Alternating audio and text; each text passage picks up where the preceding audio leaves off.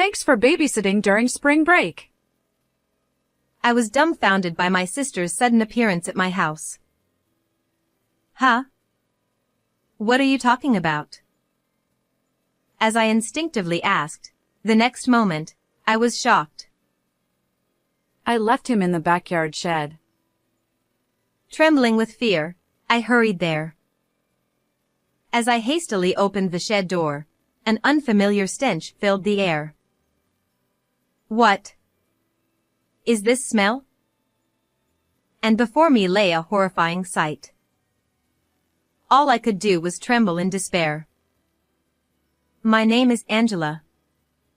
I'm a 36-year-old part-time housewife and a teacher at the local high school. My husband, Steve, is a typical, earnest office worker. He's very kind and actively helps with household chores at home. Both my parents have passed away, and we have no children, so it's just the two of us in my parents' house. When I expressed my desire to live in the house where I grew up, Steve agreed without hesitation. Surrounded by fields and very quiet, our surroundings are serene. It's an important place to me. But this peaceful life has become quite noisy recently. I have a younger sister, Emily, who is a constant source of trouble. Hey, you're here again? It's fine, isn't it? You're happy to see Mike, right? He's your cute nephew after all. My sister is a housewife, and she, along with her husband Brian and their 8-year-old son Mike, lives nearby.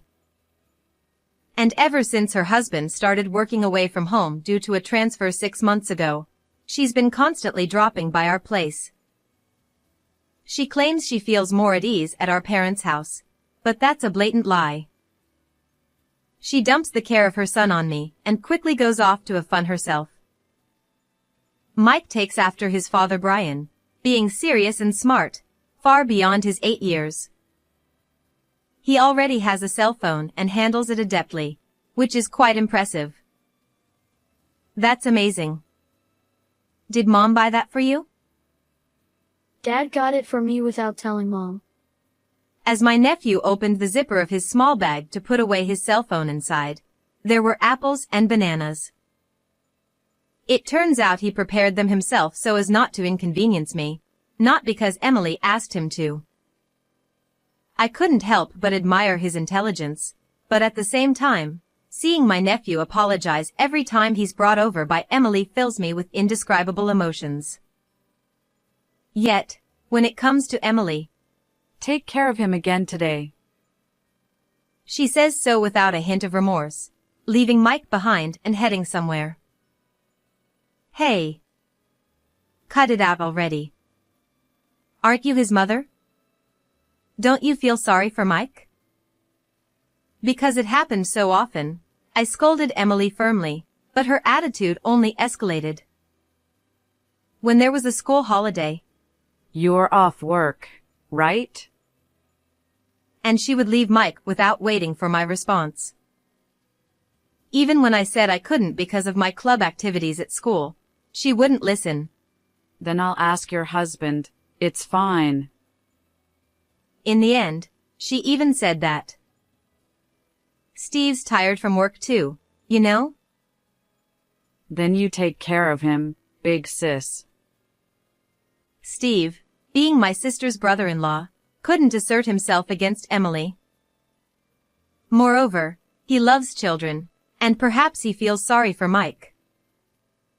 He happily took care of my nephew when I was at work. But the kinder Steve was, the more guilty I felt towards him. I'm going home. I'll be fine by myself. Perhaps sensing the atmosphere, my nephew said so, but I couldn't leave an 8-year-old alone. Sorry, Auntie. Why are you apologizing? I'm happy to have you here, Mike. Mom doesn't like me. That's not true. Even though I denied it, my nephew remained with a gloomy expression. Seeing that face, My heart ached, but at the same time, I felt irritated towards my sister for making her child say such things. However, Emily pays no mind to me or Mike's feelings. Leaving her son at our house and not returning until late at night became the norm. Despite my growing anger, I was swept into my sister's pace, unable to scold her, and spent my days feeling frustrated. Then, after some time passed, it was the day before the start of spring break. I received a call from my sister. Hey sis, school's out tomorrow, right? Can you take care of Mike for about a week? Here we go again, I sighed. But what on earth could be happening that would require a mother to leave her child for a whole week? No, I can't. I've told you before, even during breaks, teachers still have to work. Besides, a whole week? Are you planning to be hospitalized or something? I asked out of concern. No way. I'm perfectly fine. There's just something I absolutely can't miss. My sister's voice over the phone was lively, unable to conceal her excitement. But even when I asked about the crucial matter, she laughed it off. I instantly knew it was some nonsense. Sorry. I've told you it's impossible. I won't be here for a week either, starting from tomorrow, due to a club activity training camp. I thought my sister would give up after hearing this, but she said, Then I'll ask your husband. Don't be ridiculous. Steve has a regular job, and he's actually going on a business trip for 2 weeks starting tomorrow. So, he can't take care of Mike. What? What's more important than a trip or a business trip? Mike should come first, shouldn't he? I'll return those exact words to you. Some things are just impossible. Give it up this time. I ended the conversation with my sister in a stern tone, exasperated by her selfish reasoning, and forcefully hung up. Surely, Emily would give up on this, I thought. But at that moment, I underestimated my sister. I would later painfully realize how naive I was.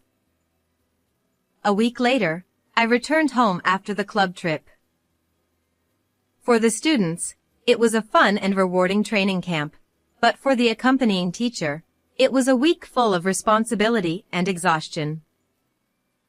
Despite it being spring, the unusually high temperatures drained both my energy and stamina. Ah, that was tough. I collapsed onto the sofa, exhausted, throwing my bags aside. But just then, the doorbell rang, and when I answered it, there stood my sister. I thought she had brought her son again, but surprisingly, she was alone. Thanks for babysitting during spring break. Huh? What are you talking about? Don't play dumb. You were taking care of Mike, right? I had completely forgotten about the phone call with my sister a week ago. But I distinctly remembered refusing her request. What on earth was Emily talking about? I stared at her, dumbfounded. However, the next moment, a shocking truth emerged. I left Mike in the backyard shed. Didn't you see the note I left on the door? Huh? Don't mess around. I'm busy. Where's Mike? Is he taking a nap? My sister glanced around anxiously toward the back room, and then her eyes landed on my abandoned suitcase. Hey, what's this? What's going on? You didn't really go on that trip, did you? I did. It's work. What? What kind of selfish thing are you doing? Even though I asked you to take care of my son, Going on a trip is unacceptable. Isn't Mike more important than work? As my sister yelled angrily, I felt deeply shaken. I hurriedly left the house and headed for the backyard. There stood an old warehouse-like shed that had been there since before I was born. During elementary school, I used to play treasure hunt with my friends inside. But all that was inside now were old junk. Since my parents passed away, I rarely went inside. As my sister had said, there was indeed a note on the shed door. "It's Mike here, so take care of him. The key is back, so don't worry." What is this? Did you really lock Mike in here? I told you it's exactly as it says. Why on earth did you do something like that? I told you I'd be away for work for a week, didn't I? Trembling with anger, I glared at my sister. I had an urgent matter to attend to, so I asked for a favor. A week ago, when my sister visited our house, she thought I would return immediately after departing for the trip.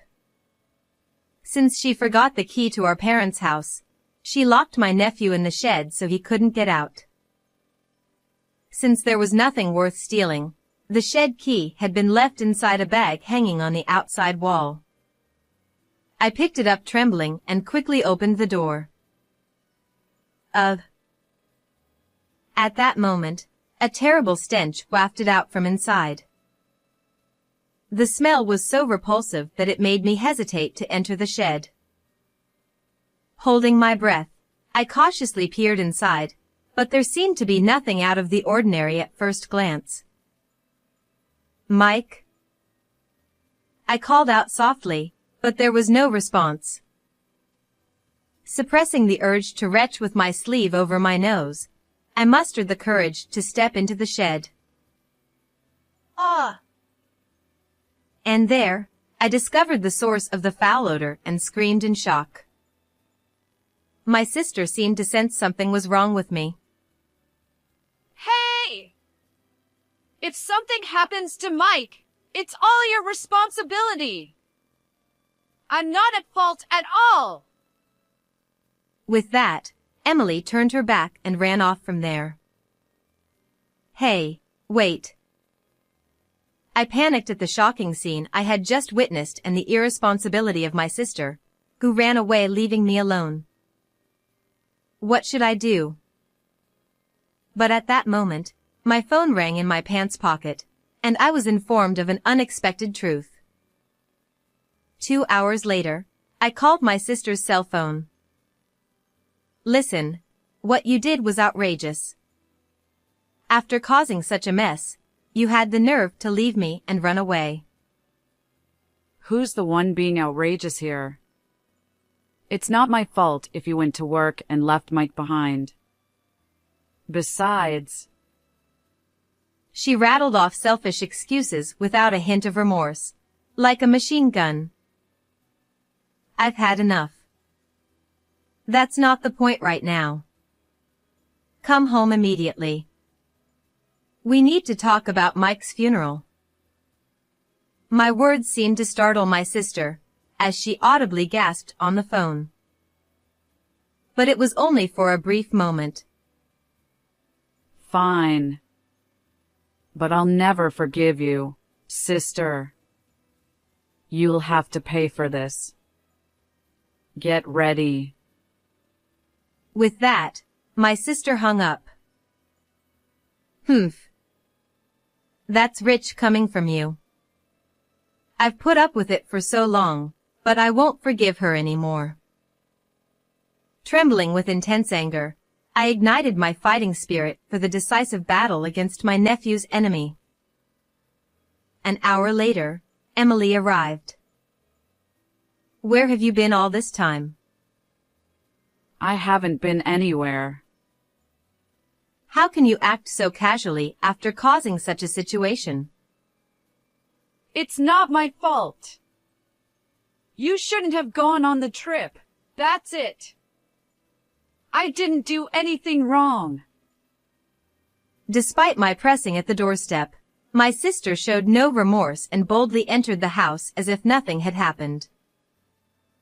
But the moment she tried to open the door to the living room, she suddenly turned around and bolted out like a rabbit.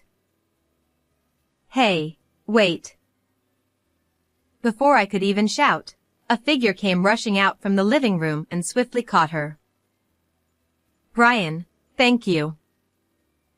The person who I thanked was Emily's husband, Brian. Upon hearing about my nephew, he immediately rushed over from his place. My sister reluctantly returned to the living room, sitting down in front of us with a sullen look. Do you realize what you've done? Emily's irresponsibility has caused a lot of trouble. You've hurt Mike. Huh? Don't blame me. It's not my fault that you ignored my request. Even so, locking a child in a shed and leaving him there is unforgivable. Think about how Mike must have felt. What's wrong with that? The shed protects from rain and wind. It's better than leaving him outside, isn't it? Although my sister momentarily quieted down with Brian's appearance, her inherent audacity quickly resurfaced. I was astounded by her shamelessness. But this was all expected. I decided to change the direction of my interrogation. By the way, where were you this past week, leaving Mike alone at my house? This question clearly hit a nerve with Emily, as her face twitched in response. Oh. You look pale. Can't say, huh? Maybe you were off on a romantic trip with a man.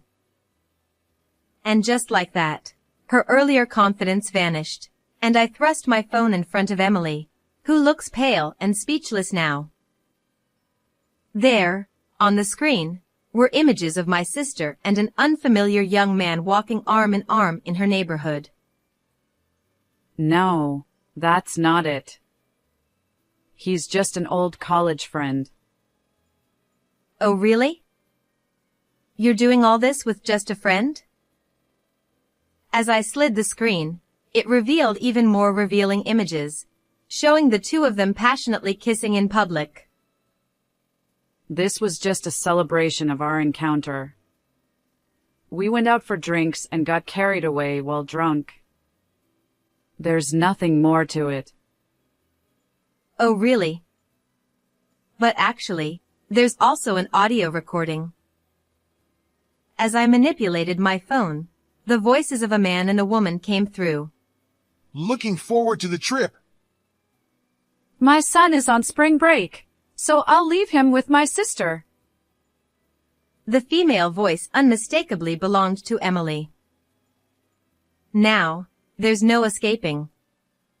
But you're quite something. Taking advantage of Brian's absence, to lock your son in the shed and go on a romantic trip. No, I don't know. That's not my voice. You're showing a poor attitude at this point. So why did you run away when you saw Brian earlier? Is it because you have something to hide? Confronted with the evidence presented and my intense questioning, my sister trembled uncontrollably. Yet still, she refused to admit anything. This is your conspiracy. To evade responsibility for what happened to Mike, you fabricated fake evidence. What are you talking about? I just got back from the club activity camp. I didn't have time to prepare something like this. Well, it must be Steve, right? Your husband works in the IT industry, doesn't he? He can easily fabricate such evidence. Don't be ridiculous. My husband is on a business trip for 2 weeks, remember? So what? It doesn't matter where he is. As long as he sends the data, he doesn't need to come back. I sighed in exasperation at my sister's stubbornness. Hey, Emily. Do you recognize whose phone this is? Whose? Yours, right? Nope. Actually, this is Mike's cell phone. Huh? What are you talking about, Mike's? That's impossible. I never gave him a cell phone in the first place. My sister burst into laughter, looking triumphant as she glanced at me. But that expression didn't last long. If you're saying so, why don't we ask him directly? Huh? As I called out down the hallway that it's time to come, the door to the living room slowly opened. And there stood none other than my nephew, Mike. Mike? Why? You were supposed to be dead. No way. My sister was terribly shocked to see that her son was alive, almost as if she were seeing a ghost. You don't understand what happened, right? Let me explain so even Emily can understand. Mike was told by his mother that I would come to pick him up, and he was left behind in the shed. Filled with fear, his heart raced, and he tried to push or pull the door open, but nothing worked. Since my sister had locked it, it was only natural. So, he searched for another way out to the outside. What he found was a small window at a slightly higher position. Using an old chair nearby as a platform, he climbed up and easily opened the window, thankfully not rusted, with his own strength. He escaped through there and made his way 10 miles to his aunt's house. My aunt seemed extremely surprised by Mike's sudden arrival. After hearing the situation, she immediately tried to contact me, but Mike stopped her. Apparently, he had overheard the phone conversation between my sister and me and knew that I was going on the trip. So, he persuaded my aunt not to interfere with my work. And when Auntie heard the day I was coming back from the trip, she called me and brought him here. Why did you lie about the funeral then? It's cruel to deceive like that. Well, if I didn't say that, would you have come here? And if Mike had stayed in the shed, we might have actually been preparing for a funeral by now. Wait a minute. Then what was that smell about? You screamed so loudly at that time, didn't you? That was just me being surprised by finding a dead bird. The source of the foul smell that drifted out when the shed door opened turned out to be the decaying corpse of a bird. According to Brian, a bird had accidentally stumbled into the shed through the escape window, got injured somehow, and perhaps died from the impact. And due to the unseasonable rise in temperature, it had decomposed. Then, does that mean Mike took those photos and recorded the audio? My sister's face, upon learning that her son had been given a cell phone by his father, lost all color in shock. Mike, why would you do such a thing? What do you want to do to Mom? Perhaps feeling frightened by his mother's words, Mike quickly hid behind me. Seeing that, my sister became angry and threw the TV remote at him. What are you doing? Shut up! It's because of him betraying me! Next, she tried to throw the teacup on the table at Mike. Stop it. I grabbed my sister's arm and took it away. What are you doing? Let me go! Emily, do you know how Mike felt? Locked in a shed, neglected by his own mother. You only care about yourself even now. Shut up! You, who've never given birth to a child, don't understand anything. I don't want to hear that from someone like you, Emily. You're unfit to be a mother. As I scolded my sister fiercely, she resisted. It was Brian who stopped the escalating sisterly fight. He took out a divorce paper from the bag nearby and handed it to my sister. Huh? I don't understand what this divorce paper means. But Brian's face was deadly serious. It's no wonder. Neglecting your child and being lost in another man. Brian never dreamed his wife would cheat on him while living apart. To neglect her own child for the sake of being with her affair partner is unacceptable as a human being. How dare you live such a despicable life to this point? Now, reflect on it properly at the police station. Right after that, we heard sirens from afar. I reported to the police just before Emily arrived here. I told them everything about what you did to Mike. Huh? That's a lie, right? To regret what you did. Then, my sister seemed shocked, lowered her head, and started mumbling something. But it was only for a moment. I'm not at fault. It's all your fault. Damn it. Huh? The next moment, she flew into a rage, lifted a nearby armchair high, and tried to throw it at me. Whoa.